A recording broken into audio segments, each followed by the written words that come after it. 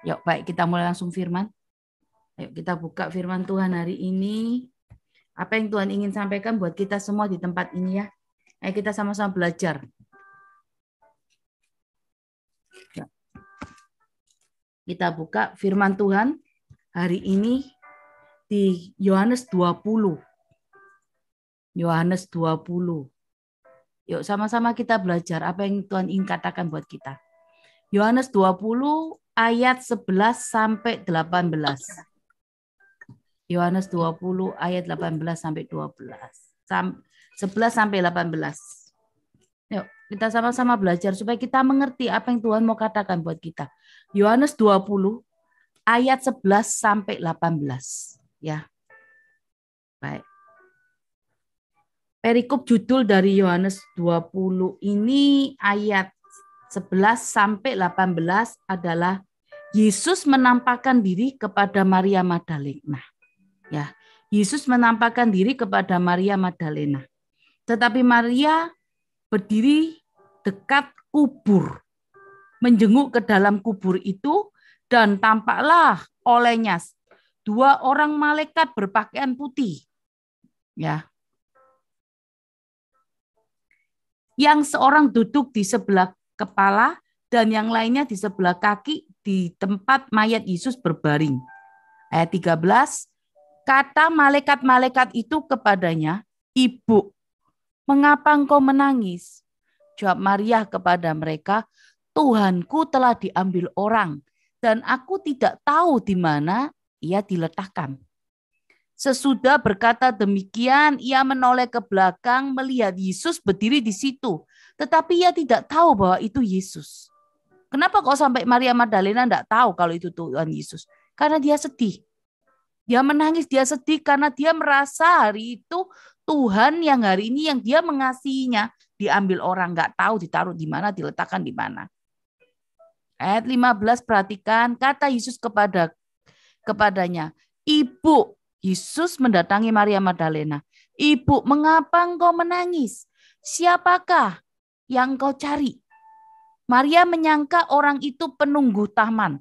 Lalu berkatalah kepadanya, Tuan, jikalau Tuan yang mengambil dia, katakan kepadaku di mana Tuan meletakkan dia, supaya aku dapat mengambilnya.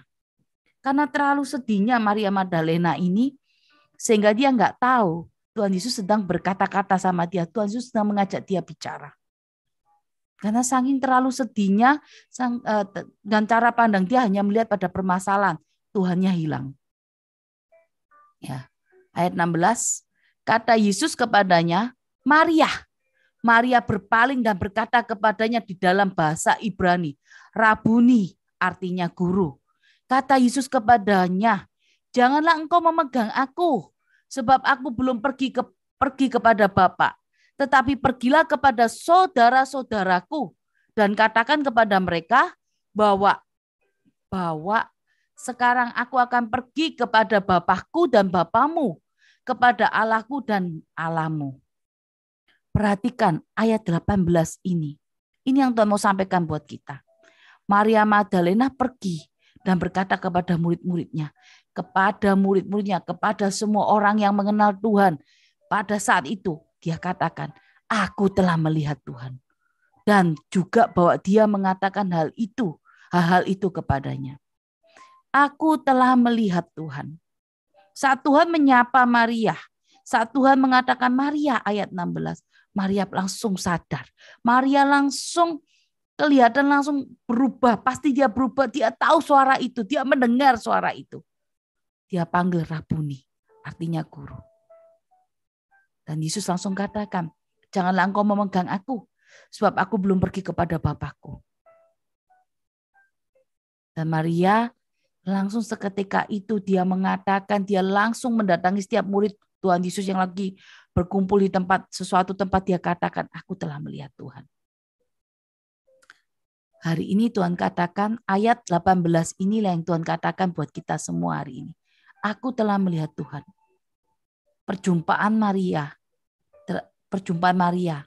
saat dia berjumpa dengan Tuhan Yesus, ada sesuatu, ada gejolak, ada suatu api yang di dalam hatinya sehingga dia berkobar-kobar, dia mengatakan aku telah melihat Tuhan. Dia melihat sesuatu yang luar biasa yang membuat hatinya bergembira. Maka firman hari ini saya berikan judul perjumpaan yang memulihkan. Kenapa kok saya berikan judul perjumpaan yang memulihkan? Kita hari ini orang Kristen seringkali datang sama Tuhan, mengalami pribadi Tuhan, mengalami perjumpaan dengan Tuhan. Tapi hari ini kadang-kala di saat kita mengalami Tuhan yang hidup, kita cuma datang seperti rutinitas. Kita enggak pernah datang seperti hari ini kita mau lihat nih Maria Magdalena. Bagaimana kalau saya mau katakan Maria Magdalena ini adalah seorang perempuan, saudara.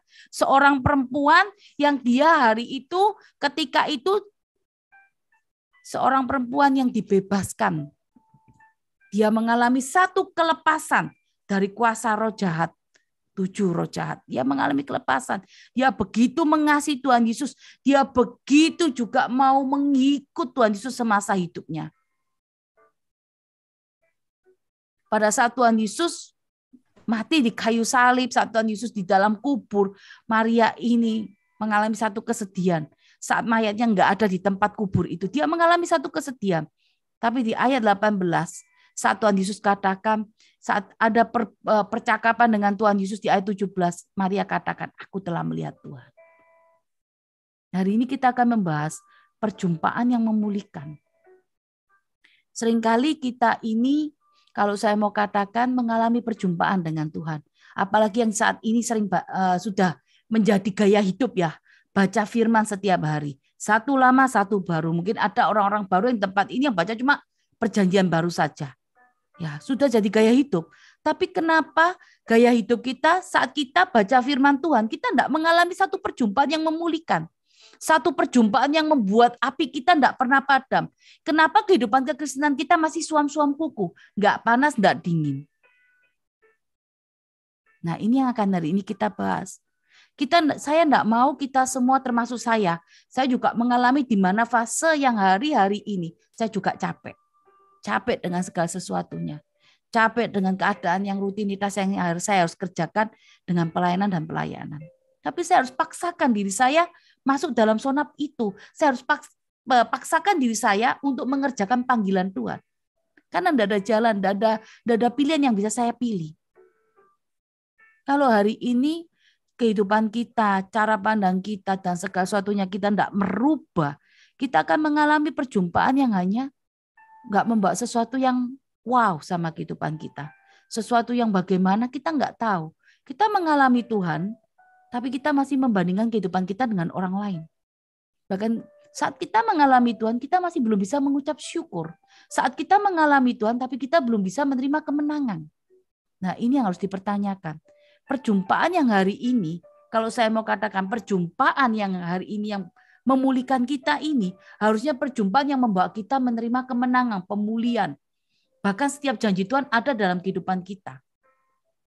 Bahkan kita menikmati apa yang namanya mujizat Tuhan setiap hari dalam kehidupan kita. Kesedihan Maria menjadi pengalaman iman untuk apa? Untuk dia belajar terus mengenal Tuhan Yesus. Seringkali Tuhan menggunakan permasalahan kita, pergumulan hidup kita, atau menggunakan kesulitan, bahkan pergumulan untuk kita ini lebih lagi mengenal Tuhan. Kita nggak pernah tahu. Kadang kita komplain, Tuhan kenapa kita mengalami ini dan itu? Kenapa kita kok nggak berjalan dengan apa yang maksudnya yang enak? Katanya ikut Tuhan Yesus itu pasti enak. Tuhan Yesus itu nggak punya masalah dan ini dan itu. Tuhan itu sanggup bikin ini dan itu.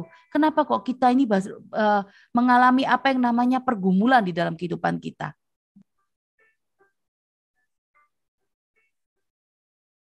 Ikut Tuhan Yesus, saya mau katakan tetap ada yang namanya pergumulan. Tetap ada yang namanya permasalahan. Tuhan sanggup menyelesaikan permasalahan kita.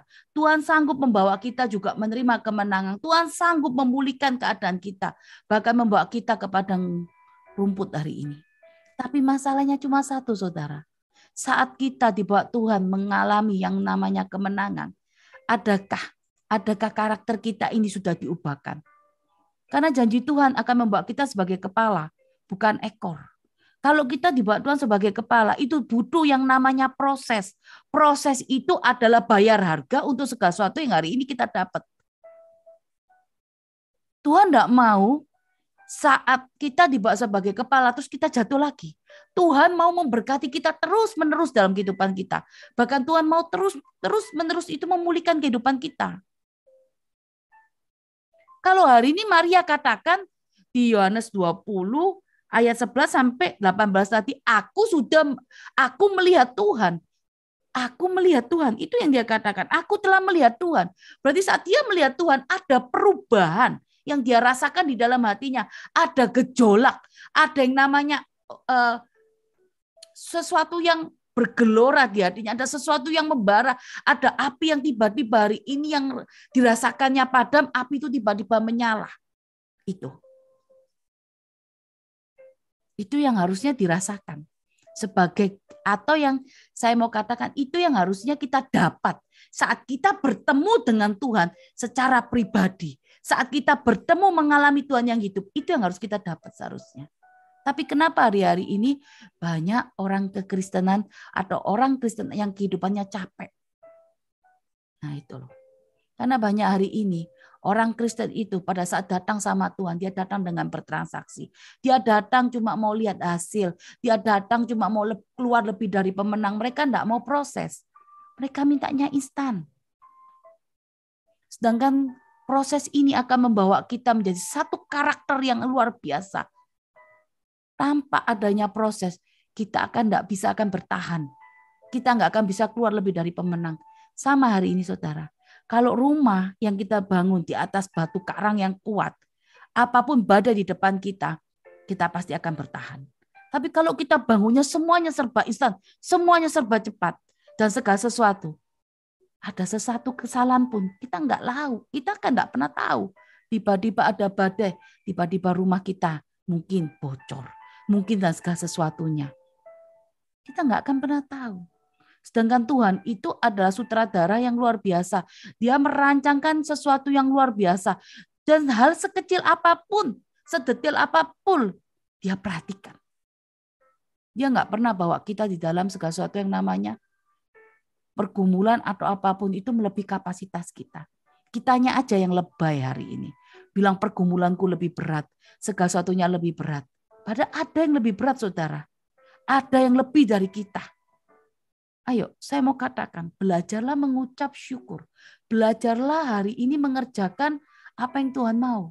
Kalau kita mengasihi Tuhan, kalau kita katakan saya mau mengasihi Tuhan, belajarlah mulai hari ini sedini mungkin dengan mengucap syukur. Apapun keadaan kita. Jangan kita hanya terpesona dengan berkatnya Tuhan. Tapi hari ini, kalau saudara tadi pagi saya juga ke gereja, ada satu nyanyi yang membuat saya itu merasakan, wah luar biasa Tuhan. Kalau kita ini harus terpesonanya dengan Tuhan Yesus. Apapun keadaan kita, apapun musim dalam kehidupan kita. Sekali Tuhan Yesus, tetap Tuhan Yesus. Nggak akan mengubah pandangan kita, nggak akan merubah kepercayaan kita. Apapun badai sebesar apapun di depan kita hari ini. Apapun hari-hari ini, saudara. Nggak mudah memang menghadapi segala sesuatu. Tapi hari ini saya bersama saudara sekalian di tempat ini sama-sama belajar. Belajar mengalami perjumpaan yang memulihkan. Karena di dalam Tuhan, saat kita berjumpa sama Tuhan, kita mengalami yang namanya damai sejahtera, sukacita. Saat kita ada dalam hadiratnya, ada damai sejahtera, sukacita yang nggak bisa kita beli sama uang. Jangan handalkan apa yang hari ini yang kita punya, jabatan, kekuasaan. Jangan. Tapi hari ini saya mau katakan, datang sama Tuhan, miliki hati yang taat. Hati yang mau siap dibentuk seperti bejana. Siap mengerjakan apa yang menjadi kehendaknya. Seringkali dalam kehidupan kekristenan kita, sepertinya kita berjalan dengan rutinitas. Baca firman, baca. Dapat penekanan, dapat. Dapat suara Tuhan, dapat. Tapi kita cuma lewat. Karena kita merasa apa? Capek Tuhan. Hari-hari ini berjalan ini capek. Akhirnya kalau kita merasa capek, akhirnya kita merasa apa saudara? Seperti firman minggu lalu. kecewa. Kita akan mudah kecewa. Kita harus mengalami apa yang namanya perjumpaan yang memulihkan ini. Seperti Maria Magdalena. Kalau kita tahu Maria ini seorang yang wanita yang dibebaskan sama Tuhan dari 7 roh jahat itu. Bahkan dia Maria adalah yang memecah minyak narwastu itu buat kaki Tuhan Yesus. Dia membasuh dengan rambutnya dan segala sesuatu. Bahkan dia ini memberikan yang terbaik sama Tuhan. Kalau narwastu itu harganya 300 dinar. Satu hari itu berapa sih upah? 1 dinar berapa saudara? Berapa dia harus nabung untuk mengumpulkan uang 300 dinar itu. Seringkali kita sama Tuhan itu hitung-hitungan. Kalau Tuhan berkati kita banyak, berkati luar biasa, kita baru bisa mengucap syukur. Tapi saat nanti Tuhan butuh, bukan Tuhan butuh ya, Tuhan gerakan hati kita untuk memberkati seorang. Memberkati ini enggak berbicara materi, tapi berbicara waktu. Mungkin ya apa yang bisa kita kerjakan, ya mungkin berdoa, ya. Mungkin waktu berdoa untuk mendoakan orang-orang yang tersebut, orang-orang sekitar kita. Mungkin hanya bertanya kabar. Kita kadang-kadang enggak mau. Kita merasa, nanti aja Tuhan. Aku masih belum selesai masalahku. Kadang Tuhan suruh apa, kita bersyarat dengan Tuhan. Tuhan, aku mau kerjakan asal masalahku selesai. Aku mau melayani asal masalahku selesai. Kita enggak bisa datang sama Tuhan dengan bertransaksi. Kita datang sama Tuhan dengan harus membawa hati yang tulus.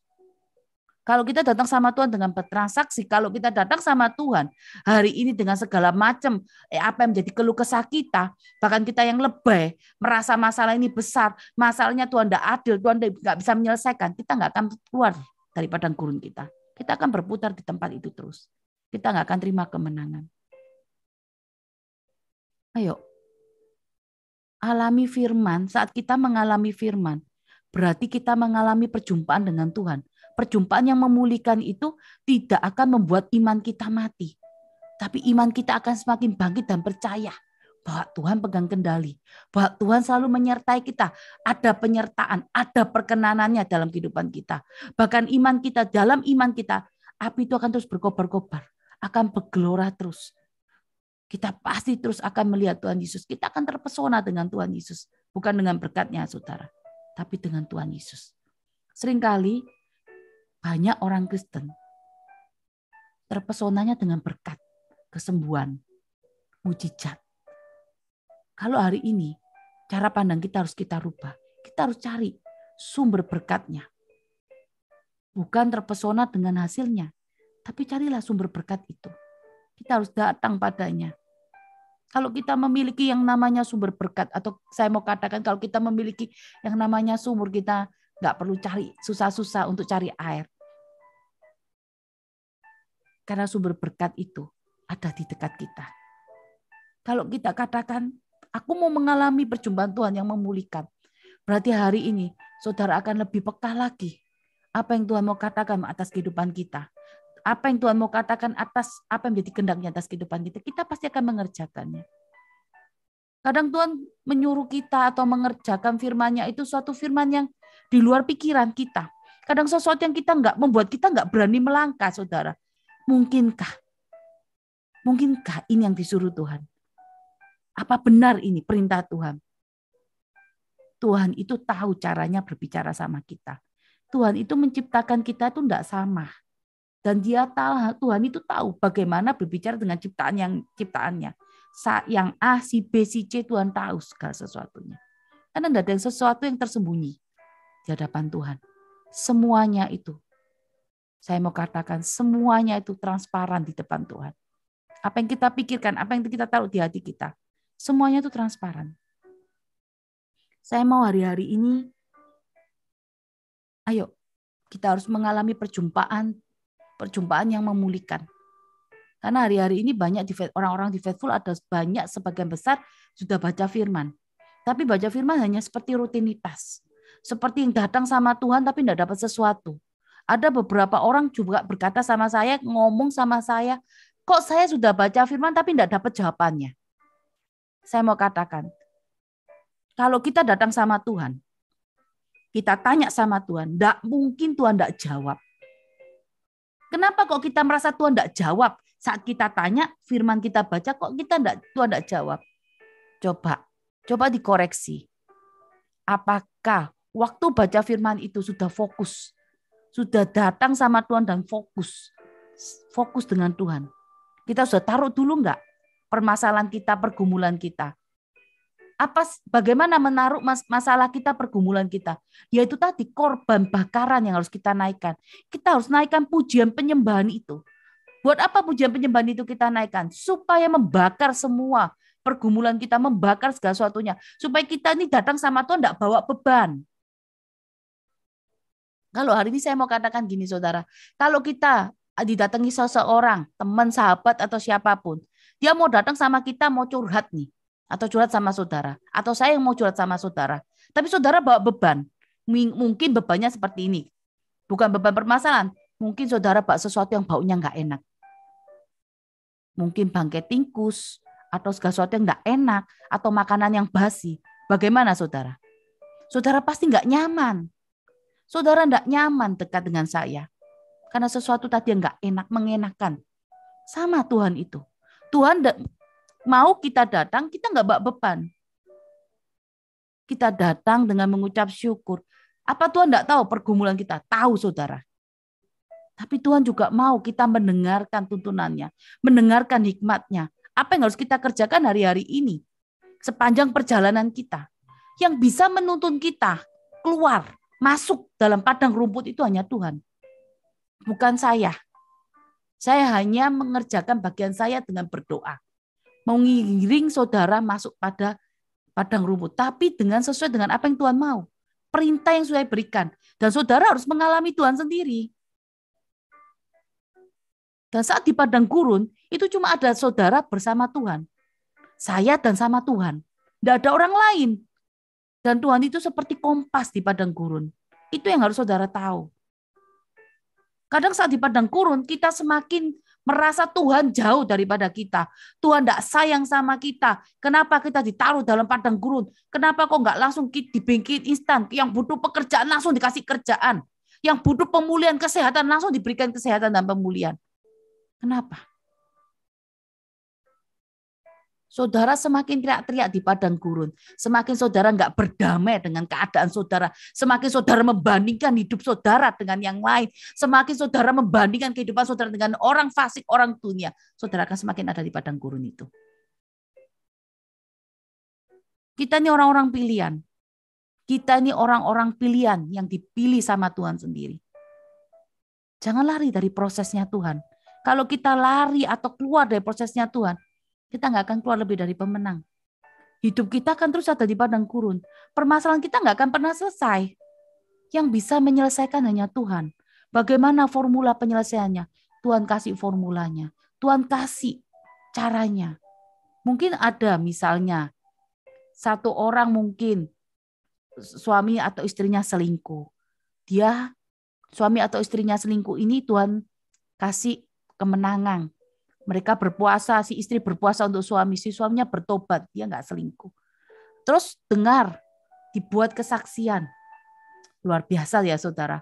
Tapi pada saat dia menyaksikan bagaimana Tuhan menolongnya, bagaimana suaminya boleh hari ini bertobat melalui doa puasa.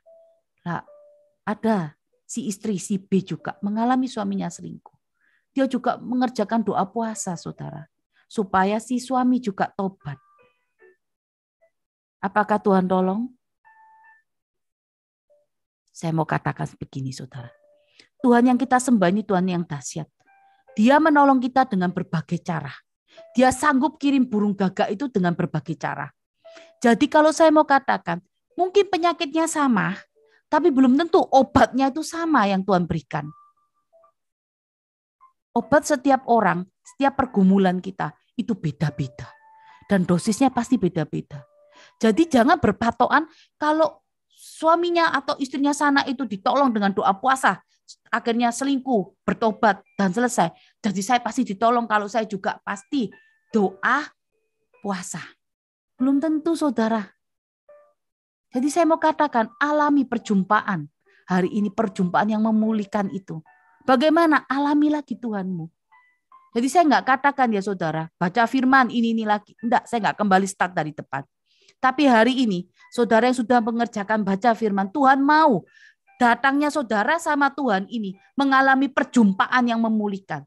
Jangan datangnya hanya rutinitas. Itu yang terutama dalam khotbah hari ini. Ayo. Kalau kita mengalami perjumpaan pribadi dengan Yesus, saya percaya ada sesuatu yang mengubahkan hidup kita. Kita akan menjadi satu pribadi yang berbeda. Bukan pribadi yang tadi. Ada sukacita, ada damai sejahtera. Bahkan itu yang nggak bisa kita beli sama uang. Bahkan saat kita mengalami Tuhan, berjumpa pribadi, ada kesembuhan yang Tuhan kerjakan. Ada pemulihan keluarga. Apa yang kita butuhkan saat kita berjumpa dengan Tuhan Yesus, itu yang Tuhan kerjakan. Saudara kalau baca perjanjian baru semua, Tuhan Yesus saat mereka yang sakit datang sama Tuhan Yesus, kan Tuhan katakan di situ, apa yang mau kau perbuat untuk engkau? Tuhan katakan, apa yang mau kau perbuat untuk engkau? Hari ini kita datangnya sama Tuhan, enggak usah bertele-tele. Enggak usah ngomong kanan kiri, segala suatu beban ini berat Tuhan dan ini dan itu. Katakan aja, apa yang mau Tuhan perbuat untuk kita hari ini. Supaya kita mengalami perjumpaan yang memulihkan ini. Supaya kita semakin kuat dari hari ke hari. Supaya kita semakin melihat kemenangan demi kemenangan terjadi atas kehidupan kita. Ayo, saya akan langsung masuk poin.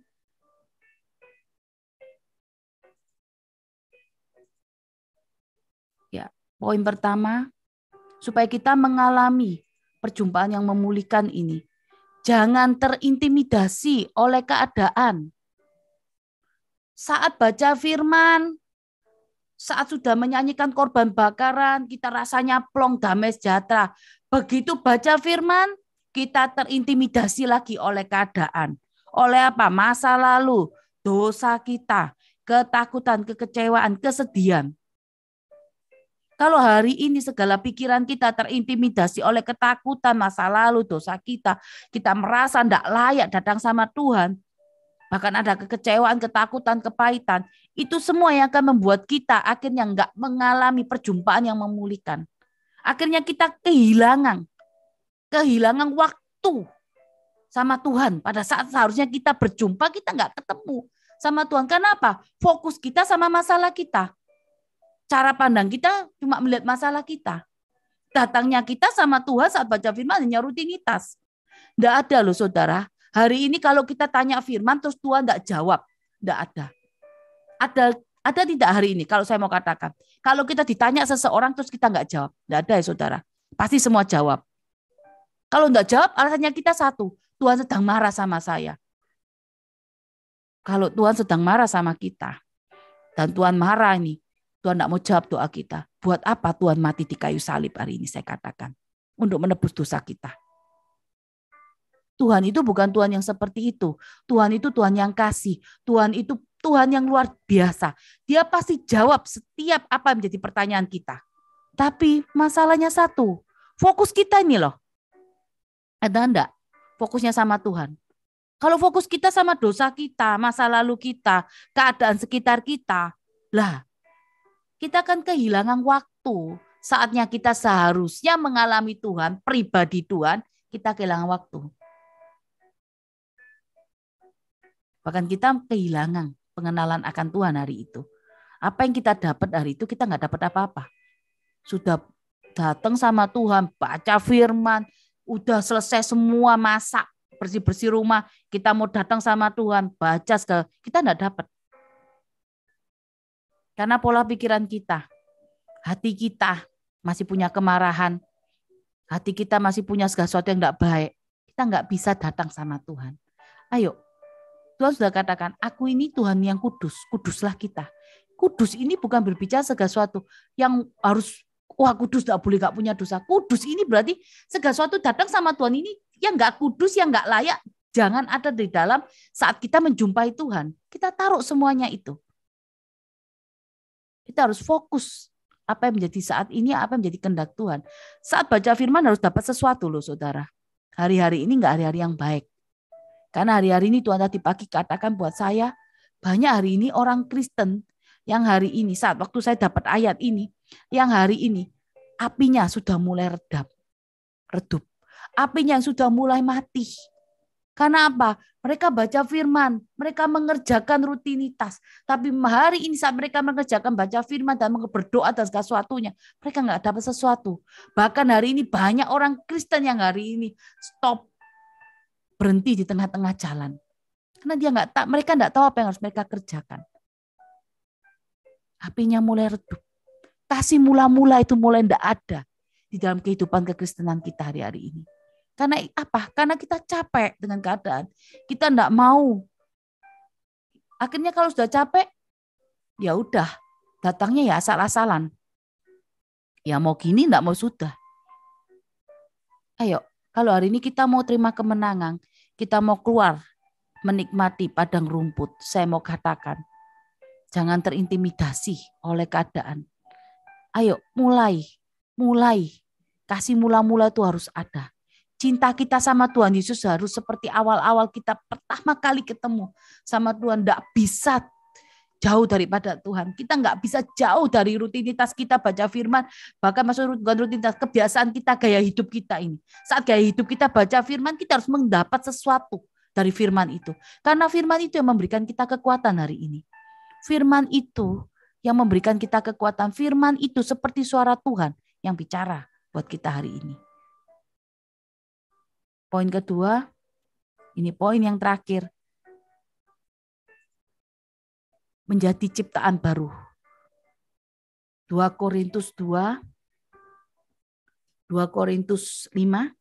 ayat 17.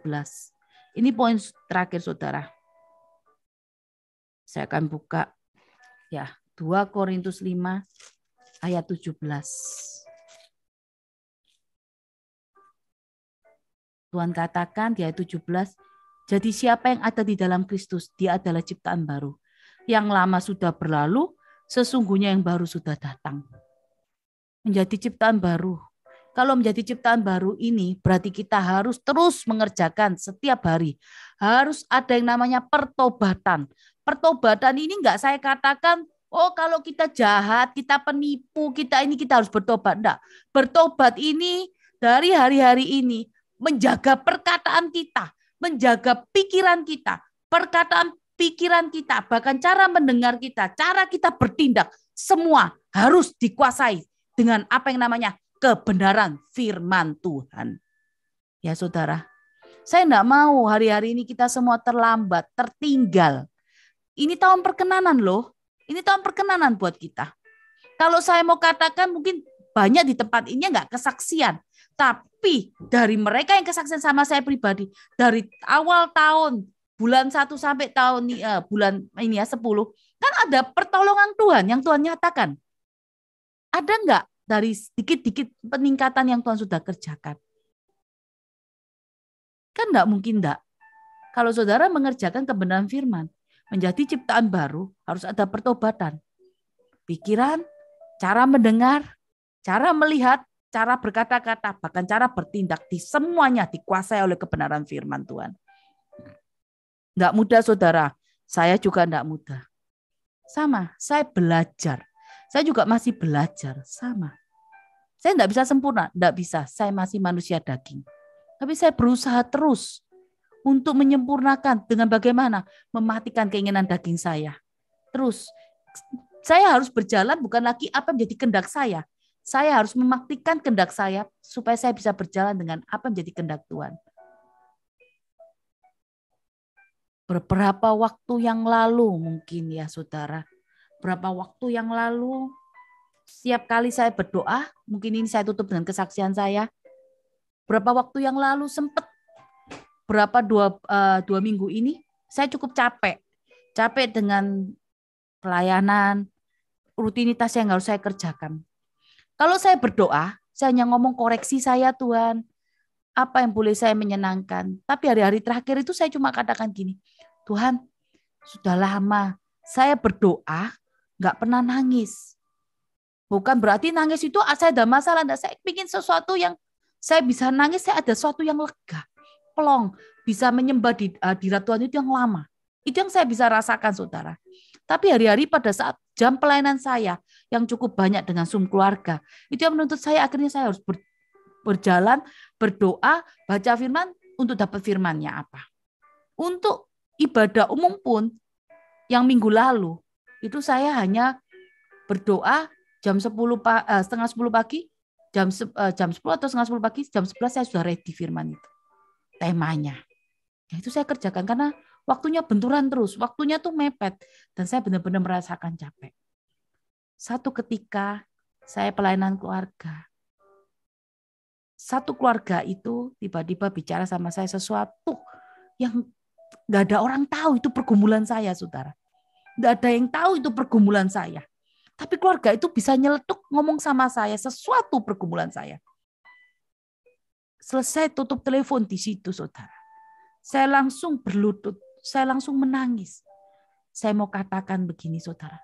Tuhan sedang menyapa saya. Tuhan mau katakan walaupun kau tidak berdoa untuk pergumulanmu, tapi aku mendengarnya. Padahal keluarga ini tidak tahu pergumulan saya apa. Tiba-tiba dia bicara pergumulan saya. Dan saat itu selesai telepon pun. Pada waktu belum selesai telepon, saya sempat seperti air mata itu keluar, tapi saya tahan. Begitu selesai telepon, selesai, saya langsung berlutut. Saya menangis, saudara. Saya menangis. Saya bilang, Tuhan terima kasih. Kamu memperhatikan saya. Walaupun itu pergumulan yang hampir saya doakan dan saya bilang, kalau Tuhan kasih, iya. Kalau enggak, ya enggak. Ya udah, jalan aja. Saya harus naikkan terus.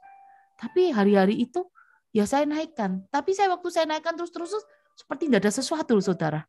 Tapi hari itu, waktu-waktu yang lalu saya bilang, kok nggak pernah nangis ya? Nggak ada sesuatu yang plong buat saya. Tiba-tiba Tuhan sapa melalui orang itu dan saya menangis, saudara. Saudara, kalau kita mengalami perjumpaan yang memulihkan ini, saudara akan terima jawaban atas setiap pergumulan saudara. Saudara akan terima hikmat-hikmat marifat setiap pagi apa yang harus dikerjakan. Setiap pagi saya terus berdoa, Tuhan urapi pikiran, perkataan saya, kuasai pikiran saya, cara saya mendengar, supaya saya mengerjakan sesuatu yang menjadi kehendak-Mu. Itu. Karena kita setiap hari butuh Tuhan di dalam kehidupan kita untuk memutuskan apa yang harus kita kerjakan.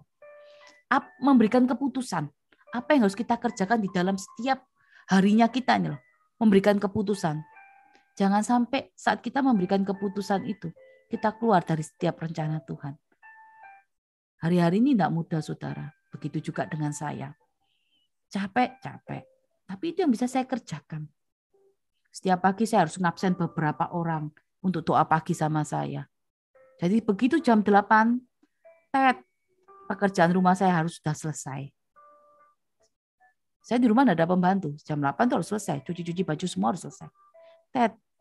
Berhenti sebentar 15 menit saya makan. Mulai 8:15 saya harus ngabsen beberapa orang untuk doa pagi sama saya. Doa pagi nggak bisa langsung selesai, saudara. Masih 10 menit, 15 menit bicara-bicara. Bahkan mereka curhat. Kenapa saya mau mengerjakan itu? Karena saya mau belajar taat. Mengerjakan perkara yang kecil yang Tuhan sudah sediakan, yang Tuhan sudah percayakan. Itu yang saya kerjakan. Dan saya percaya kalau kita setia dengan perkara yang kecil, Tuhan sudah persiapkan sesuatu yang besar, Tuhan akan percayakan buat kita. Padahal cuma berdoa loh, sepele ya saudara. Berdoa itu sepele, hanya berdoa dan mendoakannya. Padahal kalau saya mau pikir, wah dia bisa berdoa sendiri. Tapi saya harus mengerjakan itu, saya belajar untuk taat. Ada beberapa orang di tempat ini yang juga curhat tentang masalah mereka. Terus saya bawa doa. Bahkan mungkin ada yang nggak ikut di Zoom, tiba-tiba nggak ikut. Terus berapa kali? Terus saya telepon pribadi. Saya kerjakan itu, apa yang bisa saya bantu untuk kerjakan. Ada yang menjawab sampai begini, saudara. Nggak enak, Bu. Nggak enak, Cik. Sungkan. Mungkin Cik Karolin lagi sibuk, saudara. Kita ini saudara yang dipertemukan di dalam ibadah Zoom. Saudara di dalam Tuhan. Apapun keadaan saudara, kalau saudara butuh, silakan saudara telepon. Silakan saudara WA. Sama-sama kita perjuangkan. Ayo, alami, saya tutup sekali lagi, alami perjumpaan Tuhan dengan perjumpaan yang memulihkan ini. Seperti Maria Magdalena. Saat dia katakan, aku telah melihat Tuhan. Dia menjadi satu pribadi yang berbeda. Mungkin awalnya dia nggak merasa Tuhan bangkit. Dia nggak yakin Tuhan bangkit. Dia nggak punya iman bahwa Tuhan Yesus pasti bangkit. Tapi saat dia melihatnya dan Tuhan katakan, aku belum berangkat pada Bapakku. Dia mengalami satu yang luar biasa. Iman dia naik. Dia mengalami iman yang luar biasa. Dia percaya bahwa Tuhan Yesus sudah bangkit. Ayo saudara, alami Tuhan. Saya percaya perjumpaan kita pribadi dengan Tuhan akan membawa kita memulihkan keadaan kita semuanya. Ayo kita berdoa untuk firman ini. Tuhan, kami bersyukur, ajar kami terus Tuhan untuk juga mengalami pribadi-Mu, perjumpaan pribadi yang memulihkan kami. Kalau hari-hari ini kami menjadi suam-suam kuku, enggak panas, enggak dingin. Tuhan, ampuni kami mau datang padamu. Dan kami percaya Tuhan, Engkau sudah memilih kami. Bukan kami yang memilih Engkau. Engkau yang akan terus membawa kami, memimpin kami pada padang rumput yang luar biasa Tuhan. Tolong kami. Mungkin hari-hari ini kami capek dengan setiap keadaan. Kami tidak mengerti apapun yang terjadi di depan. Tapi kami mau belajar Tuhan untuk percaya dan taat. Tuhan, kalau kami hari ini ada di dalam Engkau dan Engkau ada di dalam kami percaya kami akan menjadi satu hidup kekristenan yang boleh berbuah. Kami tidak mau jalan di padang gurun kami kalau Engkau tidak menyertai kami.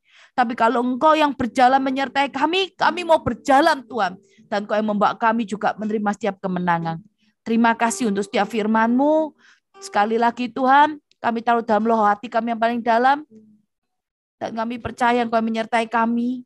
Engkau akan membawa kami setiap dari kemenangan. Tuhan, kami mau taruh setiap kesedihan kami. Kurapata siri di karamanisi. Tuhan katakan, aku tahu hatimu yang sedih. Tuhan katakan untuk seseorang tempat ini. Aku tahu dan mengerti keadaanmu. Tapi aku mau kau belajar untuk mengerti bahwa setiap proses ini baik untuk kau. Untuk kau mengerti setiap jalan-jalanku. Bahkan tidak ada sesuatu yang membahayakan. Tidak ada sesuatu yang membuat kau jauh jatuh. Tuhan katakan kuramana syiri tikarudusu. Tapi belajarlah engkau puraminika untuk berdamai dengan keadaan ini. Karena aku yang membawa engkau terbang seperti burung Raja Wali. Dan aku akan membuka setiap pintu-pintu yang tertutup itu. Asal engkau percaya. Terima kasih Tuhan. Ayo kita naikkan satu pujian penyembahan sebelum kita mulai masuk doa.